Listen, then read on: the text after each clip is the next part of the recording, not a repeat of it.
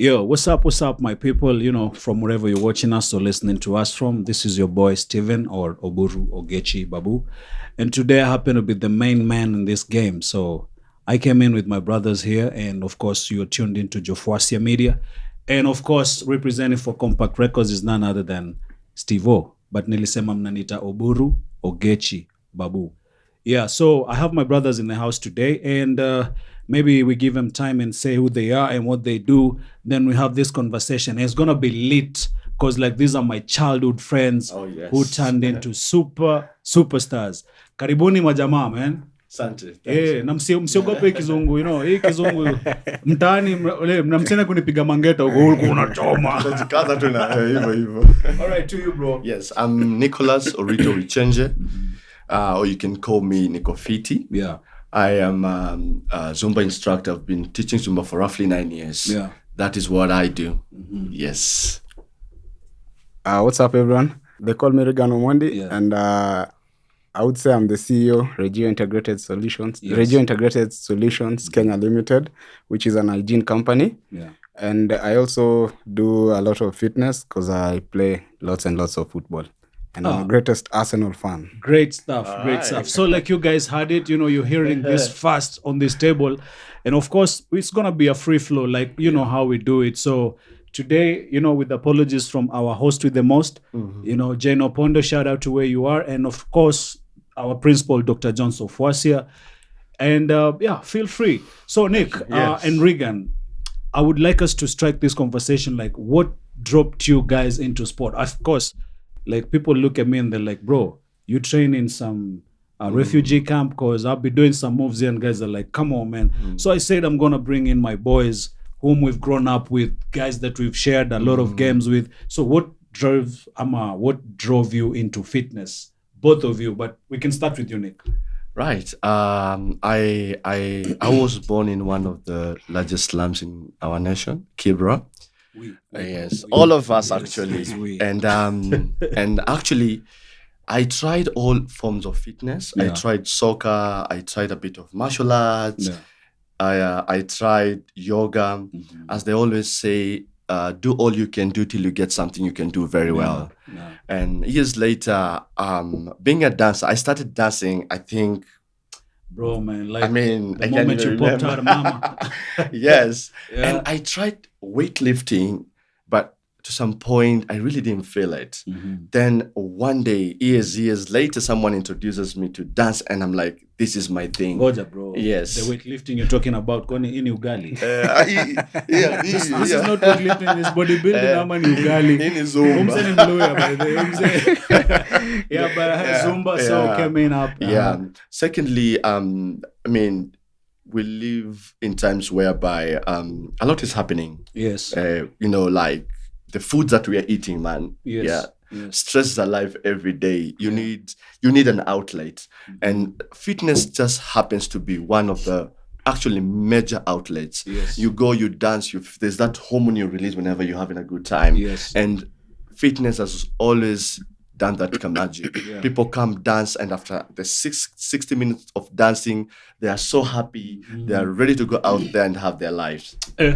Wewe na makukatika, but anyway, about you, Reagan, with the football and Regio Integrated Solutions.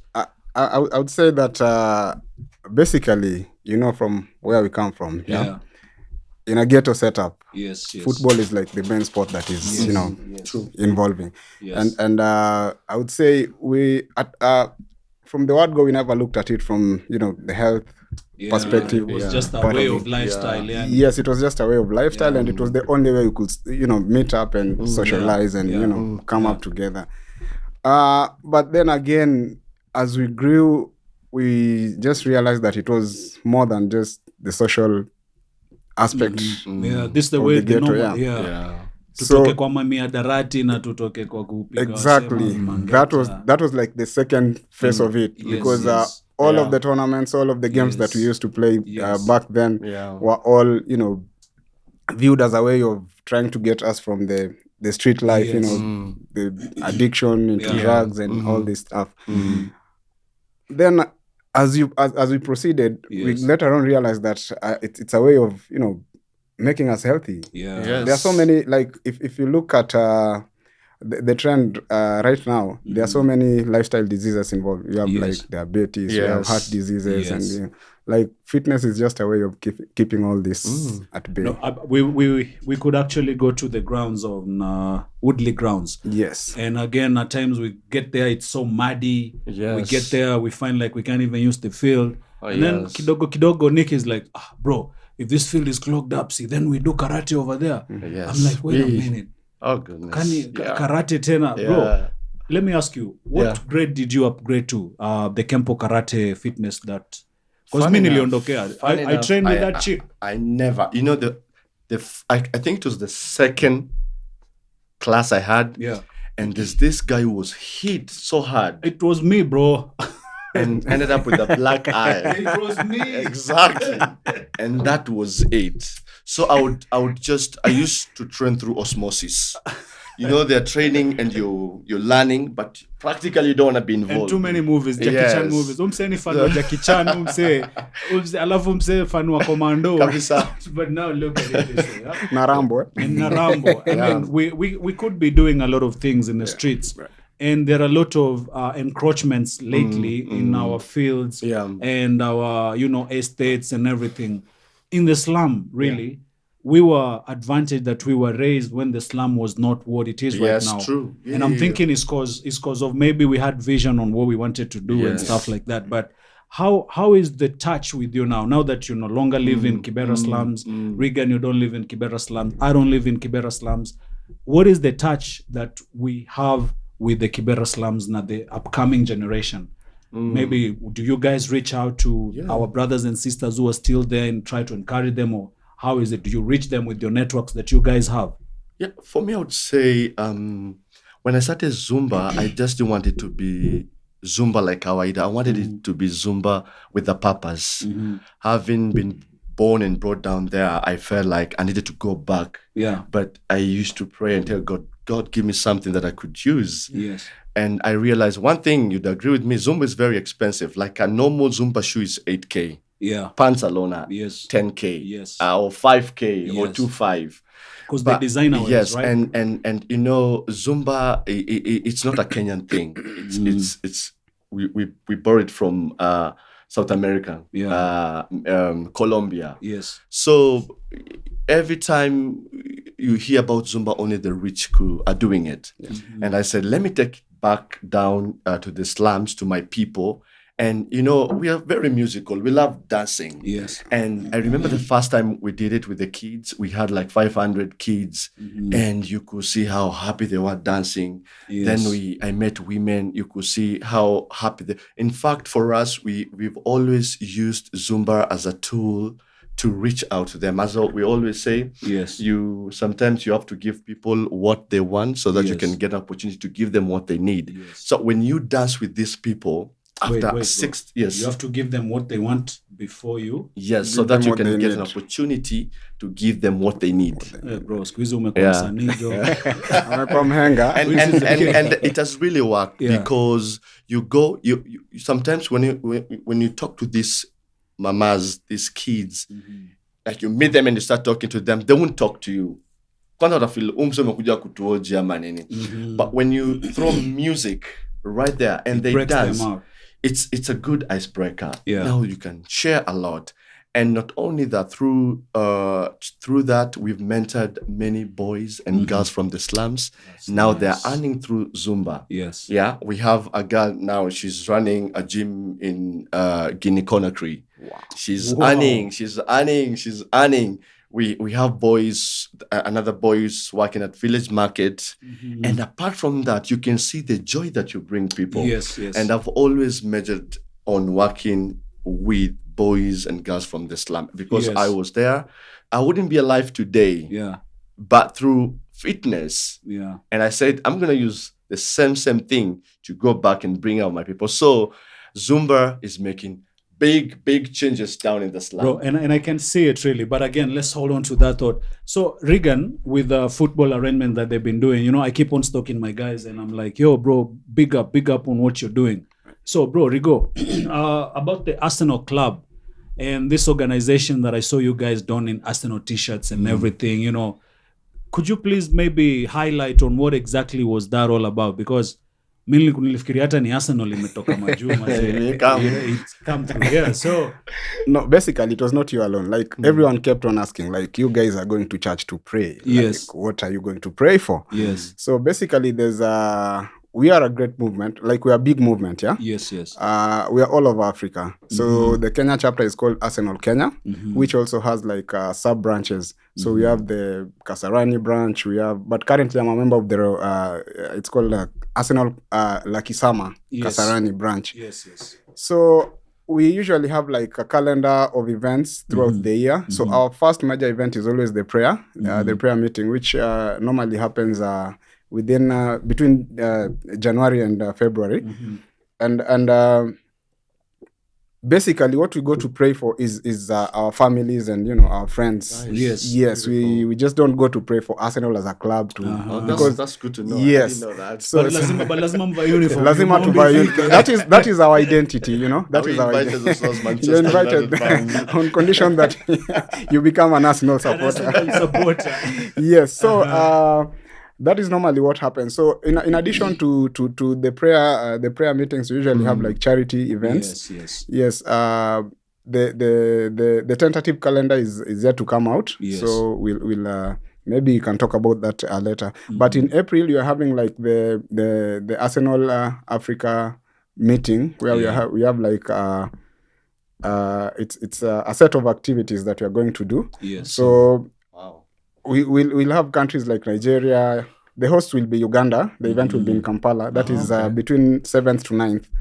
So we'll be having participants from Kenya, from Nigeria, from Uganda, from Zambia, from Mozambique, and Tanzania. Yes. Yeah, so we'll converge in Kampala, and we'll be having a cultural show, sports events, of course. Yeah, and we are recognized now because you know it is quite good, and I just wanted to find out like what is this that I need to do, or maybe somebody out there watching this program, like what would he want to do, or what would they want to do to join this movement, if at all there's somebody interested in maybe the travel and interaction of this other larger parts of Africa. For you to be a member, first the primary is you have to be an Arsenal fan. And then you have to pay a subscription fee, which is 1,500 for gold member. Gold member is renewable annually. And you're given a card which is printed at the Emirates and then sent back to us. So when you go to any Arsenal shop, you can buy merchandise and any Arsenal stuff at a discounted price of 25%. Wow. Yes, and we also have a platinum member, which is 3,000. I think it's 3,000, and this is one-off. You just paid like one-off. That's it. Yeah. So Nick, let's again come down to Africa. Yes. Kenya to be particular. Yes. Bro, I was watching these stories that you post on your Instagram, and of course we do share a lot. And then I see you flying our Kenyan flag in a hall full of interracial people. Right. Cheki is like, look here, that wasn't in Kenya. It wasn't in KICC. It wasn't in any social hall. Where was that, bro? And how did you reach out to get to those heights and get that award? And you didn't even tag Jofuasi on that, say, yo, Jofuasi, shout out to you, courtesy of Steve-O. Yeah. Actually, that was Florida, Orlando. Wow. But our first award that more people do not know, the first award I ever got was Best Dance Crew with Safaricom. What? Yes. Then the second one was Pan-African. That was from South Africa. Yes. Country winner. Yes. And we still intend to get more. The latest one was, of course, Zumba Humanitarian of the Year. Yeah, I saw that one too. It had so little to do with how we dance, but charity. And the reach that you express so far. Like currently with Nikofiti, we decided, it's been like 5 years. We work with the juveniles, young boys and girls at Committee Maximum Prison. Bro. And we do not just dance for the sake of dancing. Yeah. We dance then we talk. Because the ultimate goal is to see our communities grow, reduce crime, have young people work. I mean, chafua mkono, get clean money. You cannot go around, doing this and that. We also, they recognize our work, and all the time they'll be like, this is beautiful. And I just want to send a word out there. If you're into fitness, no matter what you do, learn also to give. There's something. Pass it on this camera. Learn always to give. Sometimes I can attest to this. I have never seen anyone who gives, they never lack. Somehow God provides for them. Bro. So we have to come to a point where we say, okay, yes, I need to pay my rent. I need to take care of this and that. But this time, I always said this time, I just want to give back to my people. We have people with disabilities. They need to dance. They need to play soccer. We have women, the violence. Domestic violence. Even men nowadays go through the same. We need to bring them out. There's a woman somewhere today. She doesn't know who to talk to. She totally.